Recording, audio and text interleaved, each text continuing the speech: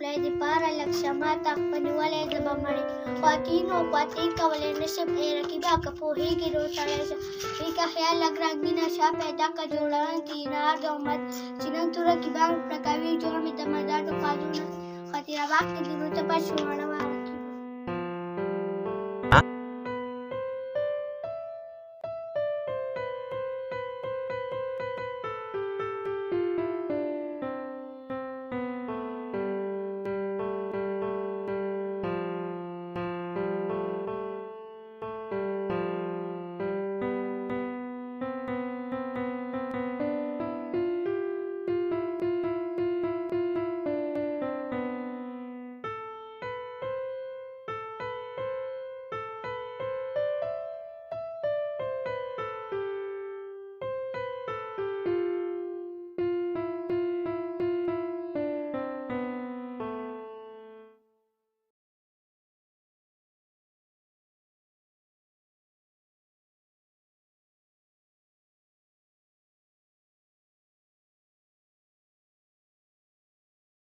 نننۍ د ملګري لیکوالان خیبر چې کومه دوره وه د خاطر افریدي د مزار د خیبر افریدي د مزار او د ستر حمزه بابا د مزار هغه لروغل په تنظیمي شکل کې د اجتماعي مغفرت دعوه یې ورته وکړه بیا یې پرې د ګلونو څودرې وغوړولې ته خپل تاثرات درته شریک کړه. مننه تاسې خصوصي ملګري لیکوالان خیبر ډېره مننه چې هغه داسې پروګرامونه جوړوي او چې کوم د پښتنو اتلان دي هیروګان دي هغه نه هېروي بلکې دا موږ حکومت هم هغه لکه څنګه موږ ملګري ورته وویل چې د تېره مشاعره کې زه پخپله په دغه مشاعره کې هم د حمزو په حواله چې کومه مشاعره وه نو په کې دلته حکومت نه ډېرې غوښتنې شوې وې لکه په لایبرري کې نوکران نه او کتابونه پکې کم دي نو دا حکومت لا پکار دي چې شی کمای وي چې پوره دا ډېر خپل سیلس پارټي زوی نه او د موږ د پښتنو یو غټ هیروم دی ځکه چې په غټه سطح حمزه شنواری په پښتنو کې په 15 شپږم کس رحمان و خوشحال حمید بابا په هغه درجه کې چې پېژندلی یم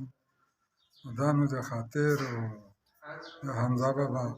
د شعرونه یې وجه پېژندلی ځکه چې موږ ډېر وړوکي وو شعرونه به پټو کې اورېدل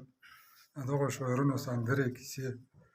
نو هغه به مې اورېدل په دا پورې مې خیبر وپېژندو په ماشومتوب کې به دا شوق و چې دا علاقه ده ووینو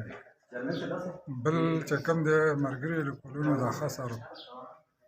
نو امید کوو چې دا به دا نه نور هم ژوندی شي قوم له به ګټه هم ورکړي روان نوی کول چېرې دغه لا هم دا پیغام ورورسي مشران دي او دغو قدر پکار دی په دغو باندې چې کوم دی پروګرامونه پکار دي په دغو باندې صدرې اچول پکار دي دا خو د پښتو ژبې او د ادب لپاره ډېر خدمت دی او دا د مونږ لکه داسې دي چې مشران دي او د پښتو ژبې خدمت دا د مونږ خدمت دی چې هر څوک یې کوي او نن چې کوم تاسو دا پروګرام وکړو دا هم د ډېرې ستاینې وړ دی حالت رویدېږي شاعران داسې خلک دي چې لکه اوس دغه یو شعر ویلی دی په دا باندې ټوله خیبر په خلکو پېژندلی لکه خاطر یار دی په خیبر کې اوسي ټوله دره یې سپېرنو ډکه شه په دا موږ اتلان دي په دا باندې چې کوم دی موږ پېژنګلو کېږي په کار دا دی چې موږ یې ژبې پېژنګلو موږ مور ژبه یې موږ مور هغه چې کوم دی دوه مخکې وړي یې ده ګوزي ګټلي یې ده که نه په کار چې دغه موږ قدر کړو ډېره مننه. مشره د ملګري لیکوالان خیبر چې نننۍ کومه دوره ده د خیبر افریدي صاحب د مزار د خاطر د مزار د حمزه بابا د مزار هغه له د اجتماعي مغفرت دعاګانې وکړې په د کاغذونو د ګلونو هغه یې څادرې پرې وغوړولې تو خپل تصورات څه دی په هکله؟ مننه